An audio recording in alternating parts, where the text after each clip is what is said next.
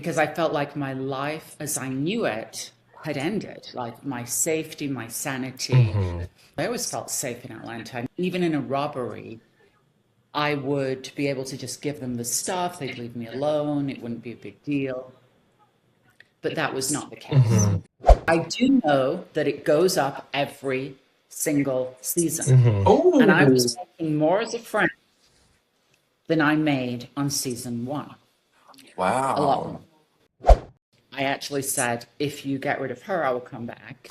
Oh, Well, we are currently in talks with doing exclusive. like Fabulous Ladies, What? and we are putting together a great show for Aspen. That's an Yeah. exclusive. That is a bro chat first exclusive. You know what? You're absolutely right. It is. That is a broad chat exclusive, darling.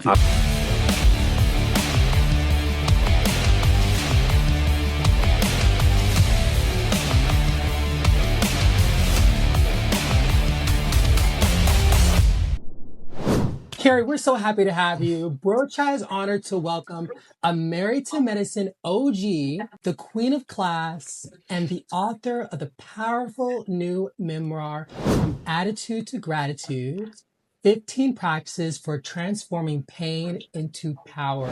Kari, welcome to Brocha. Thank you, guys. Good to see you all this morning. Miss Yes. Carrie Happy to Will, have thank you you. so much. I have Yes. always seen you as a standout on Married to Medicine, no matter if you were full time or just a pop up, okay? And I say that you're like the Lisa Vanderpump of Married to Medicine season one, okay? Because you have class, you are just effortless, you have a beautiful family. Last night I did watch the season one first episode. And from that first episode, I could tell like this is why Married to Medicine is still on the air. Before Mitch says anything, I just want to say that you have been definitely just a standout for your first season, and you've just been amazing. Thank you. Yeah, we had a lot of fun, but the first episode was insane. Like Yes.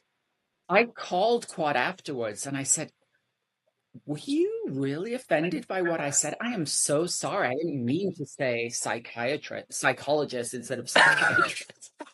And like she's like, really, like it really offended her. And I Hmm. go, God.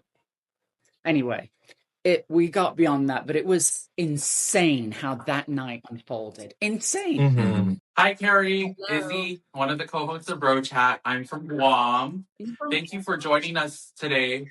my sister lived in Guam. Oh, wow. When? She was traveling around the world on a sailboat, and they stationed in Guam for a while, and she had a great time. And she was in Guam for like 6 months.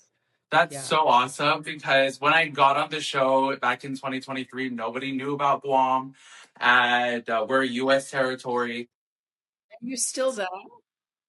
You you're not still in Guam. You mean if you go back? Oh no, I live in Guam. I'm from Guam.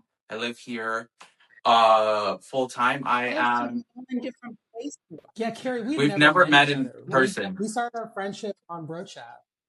Yes. Yes. Right. Oh my God, that makes it even more special. Doesn't Yes. it? So Andy Cohen famously named you the Queen of Class. However, your new book, From Attitude to Gratitude, pulls back the curtain on a much more raw side of your journey, including your battles with PTSD and your eating disorders. What was the hardest part about letting go of that polished persona to share the unfiltered truth about your trauma and healing? To be honest, really, I never wanted people to think I was born with a silver spoon in my mouth because that was not the case. Hmm.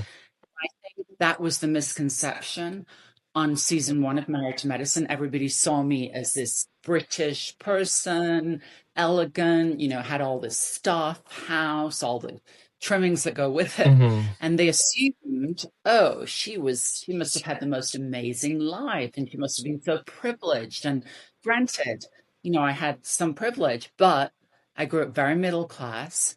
I supported myself since I was 17. Wow. I had to deal with my sister that had she died of an accidental overdose. And I I'm a sorry. lot of hardship, and I really brought myself up by my bootstraps, and everything I made was from me initially working 3 jobs, investing in the stock market when girls were buying $5,000 purses. I was putting that $5,000 in the video and flipping properties on the side, and that's how I made my money. It wasn't through my family money. It wasn't through my husband. Granted, he had a great job and he earned great money, but I was self-made. And I think that was the misconception. People thinking I'd had this luxury life my whole life. And I wanted to break the curtain on that. I wanted people to know that I was born the youngest of 7 children with one way. I mean, I was not privileged in that way.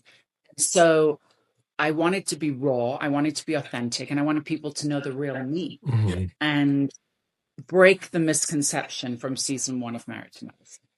You've had this incredible career through real estate, reality TV production, things like that. What was the biggest turning point, aha moment for you that made you realize, you wanted to step away from the cameras and do this book? Did you leave the show? How did that all happen? Well, that's the interesting part, because season 1, after I stepped away after season 1, what was really happening behind the scenes, my mom was super sick. She ended up dying. Oh my God. And So I sorry. was back in England like every 3 months, and I would stay 3 weeks, and then I had my little kids. I'd have to be back. I was working full time. And so I was flying transatlantic, like back and forth as much as I could to see her. And Mariah and I were not getting on, as you Yes. maybe you saw that in season 1. And she tried to get fired from the show. That was not the case. Okay. Show, Andy Cohen would not be inviting me back to watch Exactly. live. Exactly. Let's just leave it there. I mean, who is back and who is not back? Let's just leave it there. So I feel that that was a misconception too. And my biggest aha moment, I would say, was after the robbery, because I always came back as a friend.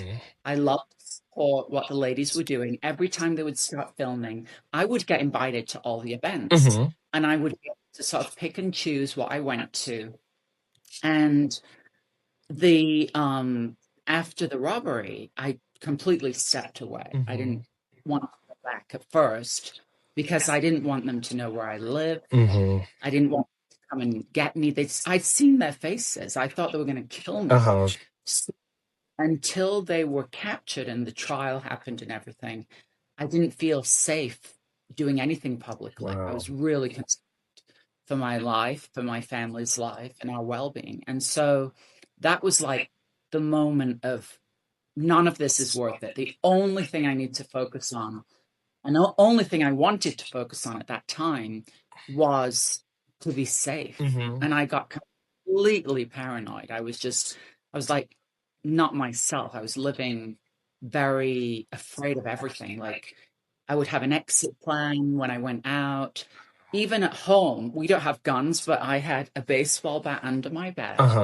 And I sleep with that under my bed. Like, at least I'll get to whack them and try and escape. At least and I would have an exit plan about getting out the house, going to the neighbors, getting my kids out the house.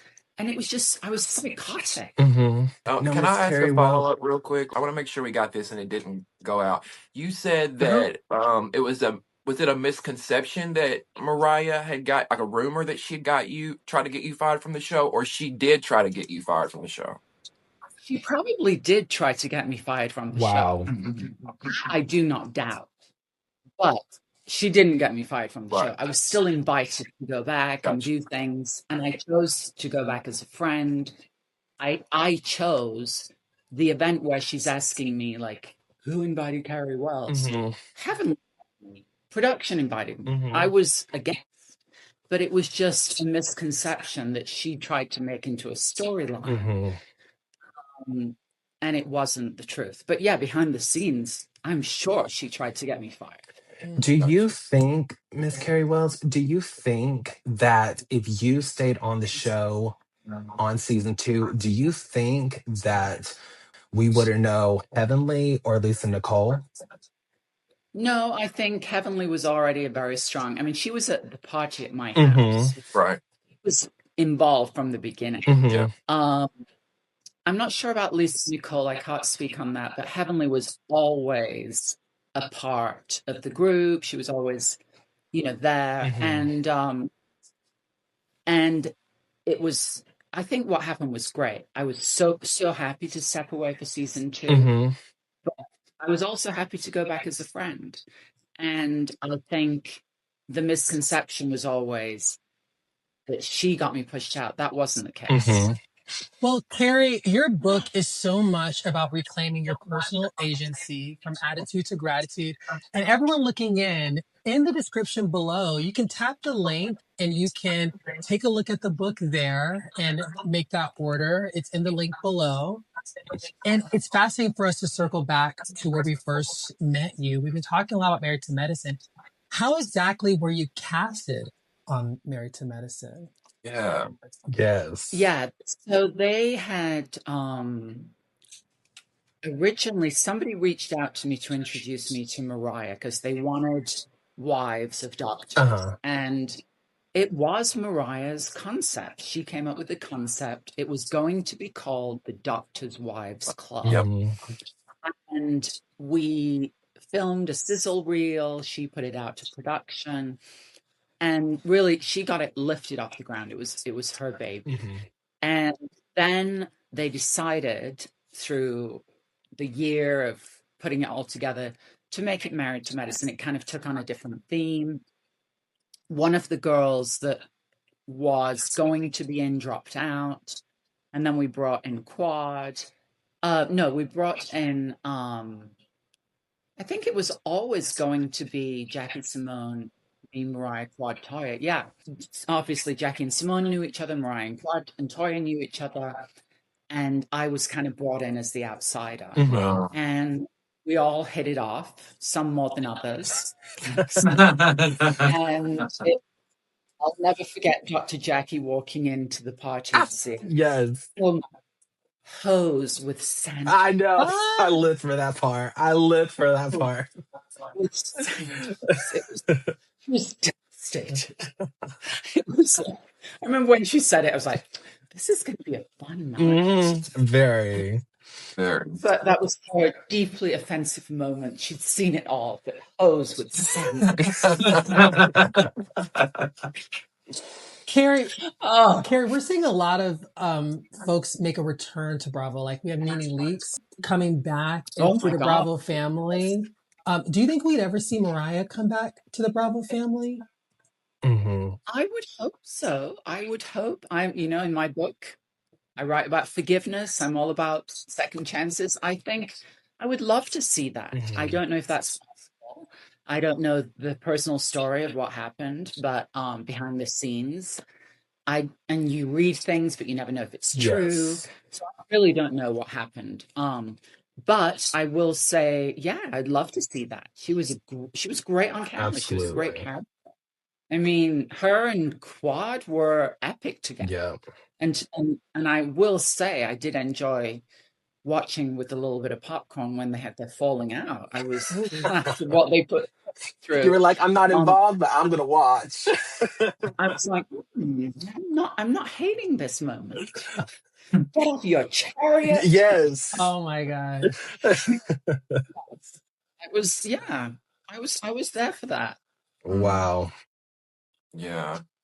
Yeah. But yeah, I'd like to see that. She was great television.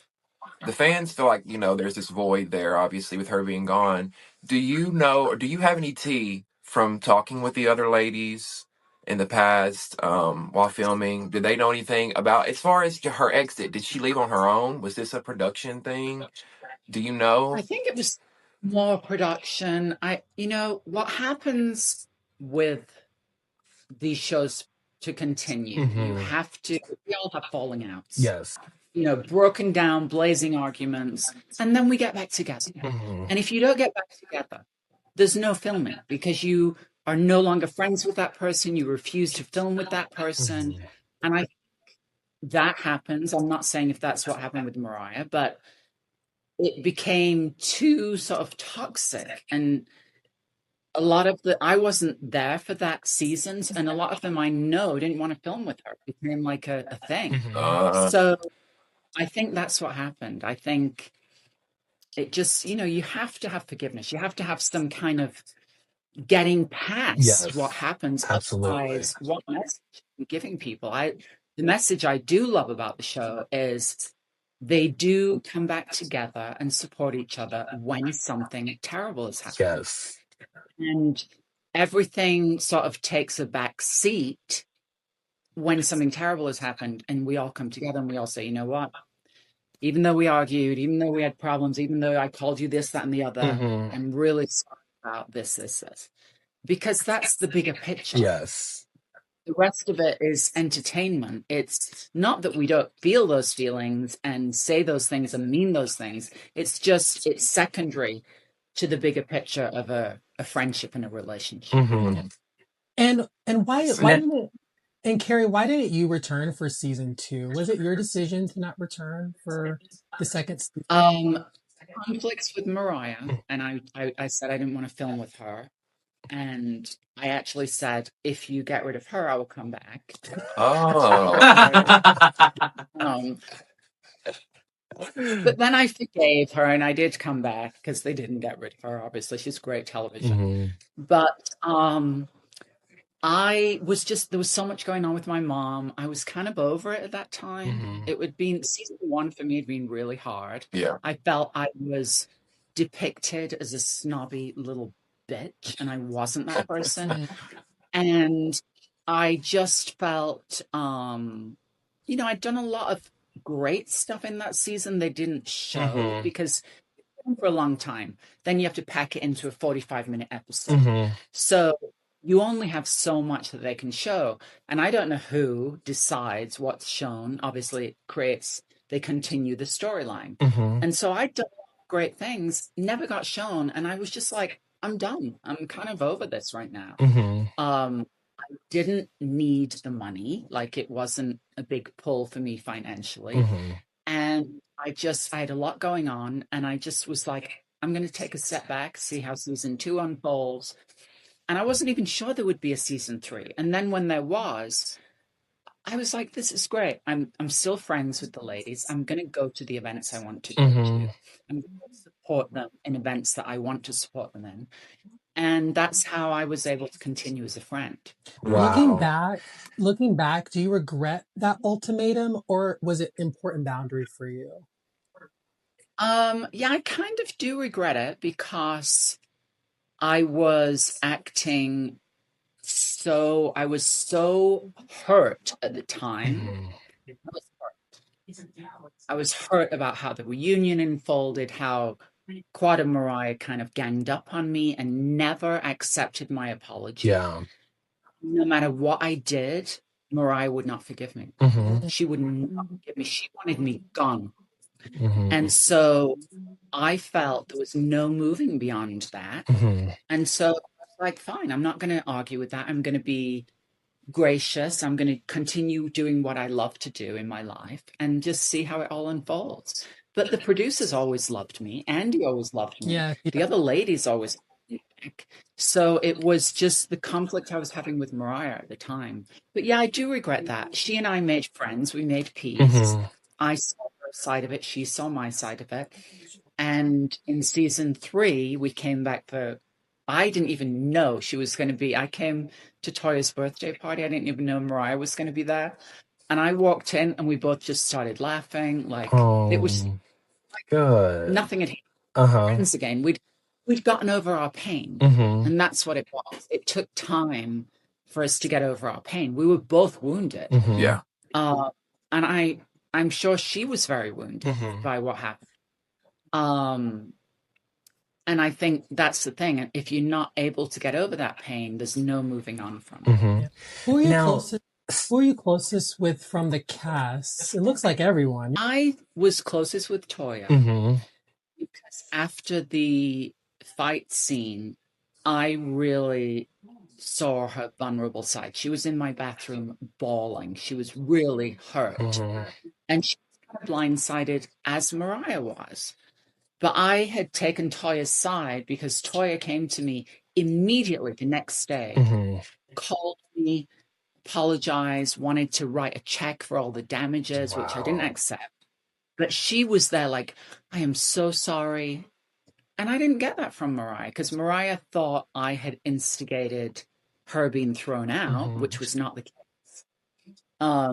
We live on a private road, so we had security outside. And as everybody's leaving, they were saying to the cop that was standing outside, you need to get in there.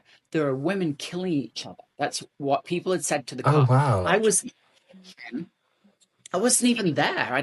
Yeah. I wasn't even outside when it all unfolded. I was in the kitchen. And I'm looking out the window, seeing it all. And then I go outside, and by that time, the cop was already there arguing with Mariah. And so it looked like Wow. I had said, and I said to production, we are done. We are done here. I took on my mic. I was like, we are done. And it looked like I was saying that to Mariah, but I wasn't. Mm-hmm. That's how the season ended. That's how that episode ended. So it ended like on a cliffhanger. Mm-hmm. Production never said, oh, you're saying this to Mariah, but it made it look like that. Mm-hmm. And that's what the viewers thought. And Mariah took that story. She's like, she kicked me out.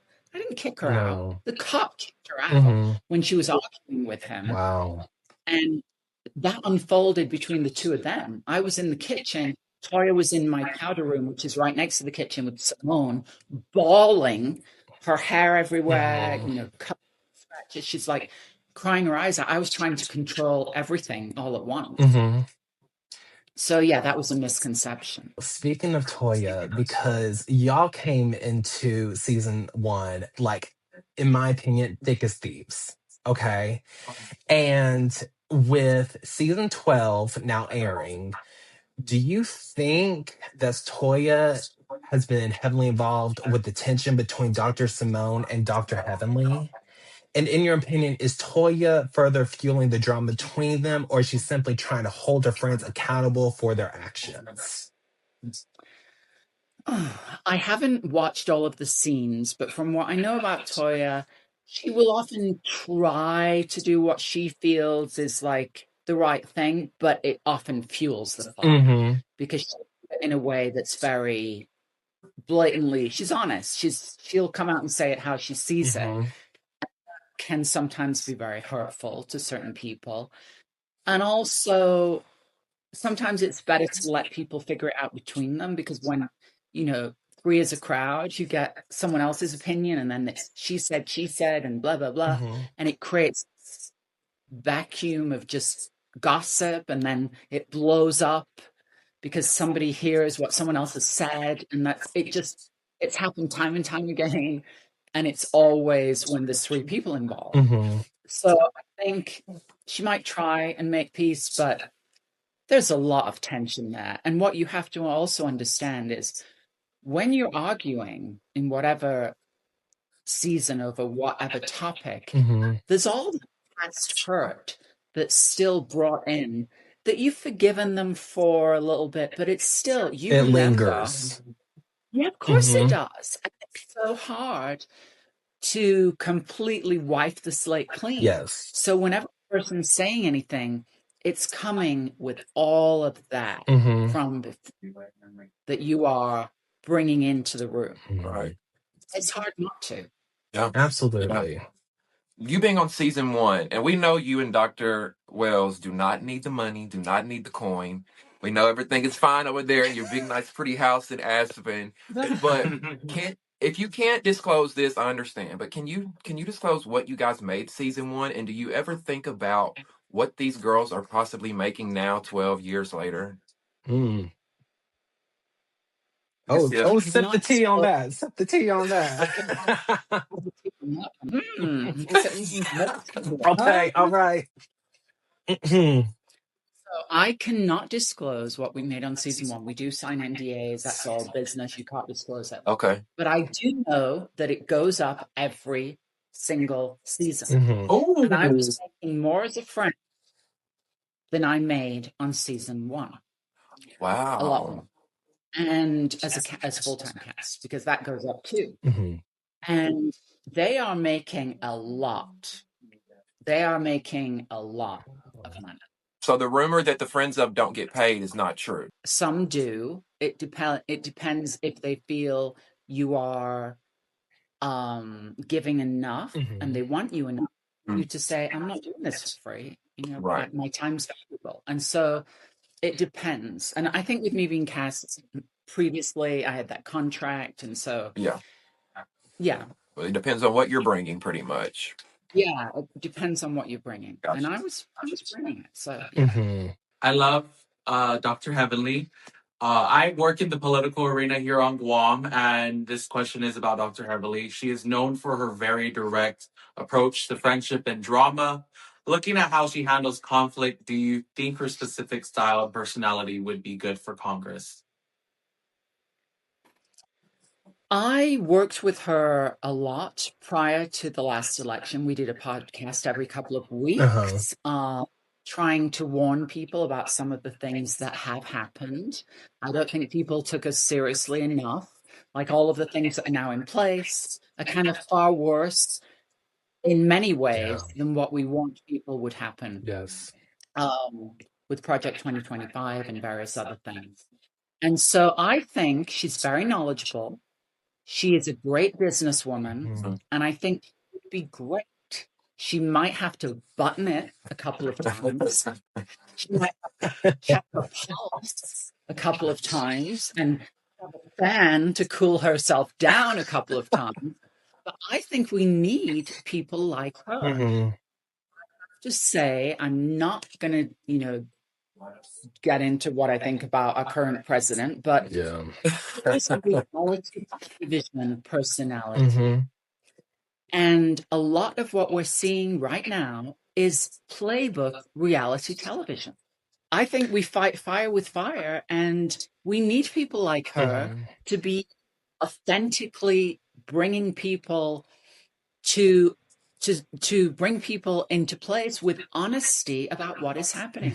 There's a lot of insanity right now. There's a lot of, it's like you living in a smoke screen. Nobody knows what's real. Nobody knows what's not real. Exactly. And so we have this, crazy time in American politics. It's not happening in other countries in the same way. We need to, if it's going to be a reality show, bring in the best characters. Yes. Let's let them play it out, and let's, have some truth, have some authenticity, and have some accountability. Because we're not seeing that in many branches of government. I think she'd be fabulous. Great. Sounds like an endorsement to me. Just kidding. But I do also want to speak about your most recent Watch What Happens Live interview, okay? Where you were behind the bar and you spoke about the robbery that occurred with you and your family. And how was that? And my condolences from all of us, and hope your family is doing great. Thank you. Andy and I had talked a bit before the show because he had heard about it, but then he'd forgotten and he didn't really know what happened. And so he was in shock when we started Watch What Happens Live. He was in shock. And I didn't know he was going to ask me straight away. I'm all bubbly and trying to be very positive. And I see Dr. Jackie and Ashley Darby. And then he asked me, and I was like, oh my God, yeah, it was really, I mean, it's the reason I left Atlanta. It was just, at the time, it was devastating. Because I felt like my life as I knew it had ended, like my safety, my sanity, just the way I felt about life in the world. I always felt safe in Atlanta. I never felt, I thought, even in a robbery, I would be able to just give them the stuff. They'd leave me alone. It wouldn't be a big deal. But that was not the case. They beat us. They ended up shooting 3 people. They ended up getting life in prison, unfortunately, because they did many of these robberies and they they shot a lot of people. Oh, I'm Wow. so And sorry. my life as I knew it ended overnight, and I had to sort of begin this new chapter. Um, and that's really why I left. And that's why I moved back here, and that's why I started writing and trying to turn it into something positive, like using it as kind of an alchemy. I'm so glad that you are on the other side and you are recovering with you and your family together as whole, and it's just amazing how you take anything and you try to make it out of something to where you can relate to other people and you can be like, I've been through it and I know what it feels like, and you're going to be on the other side of this. After the robbery, did any of your previous Married to Medicine cast members, did anyone reach out to you after that robbery? Mm-hmm. I kept it very quiet. I Mm-hmm. hired someone to keep it out of the press because I didn't want, they had my car keys, my information, everything. I was like, I didn't want to speak to anybody about it. But after I told them, of course, Mm-hmm. Toya was very comforting, Heavenly, Dr. Wow, Jackie, that's amazing. Contessa. I mean, they were all really nice to me. But I kept it very quiet. I didn't tell anybody at first. Mm-hmm. Super afraid to do that. Wow. Now, Miss Wells, I want to speak also about something also tragic that you did speak on. And it's okay if you don't want to go into the full detail. I totally respect your boundaries. But something happened with your sister had an overdose, and that must have been so crushing. Oh my God. My life ended as I knew it. She was my older sister, my best friend. I'd lived with her. My parents sent me to live with her Mm-hmm. as a teenager because I wanted to move out at 17. She needed some guidance. They didn't know the extent of her addiction. Mm-hmm. And I lived with her for 2 years, and it was absolute hell. Wow. I was living with a full-blown drug addict, and she got out of rehab, she'd relapsed, and I daren't tell my parents. Mm-hmm. I had nobody to turn to because she would force me to say, I'm going to stop, but you can't tell anybody, and I promise you I'll stop. And it was just, I didn't have the tools. I was a kid. Mm-hmm. And then when she overdosed, she'd actually got out of rehab. She'd gotten her life back together, and she'd gone to a party and somebody had given her something. Oh. Fentanyl. Oh my It was, goodness. it was methadone because that used to be on the black market. Uh-huh. And she went to sleep and never woke up. So it was doubly devastating because we'd done the work as a family. She'd done the work. She didn't want to. It was at a time when she wanted to live. Yeah.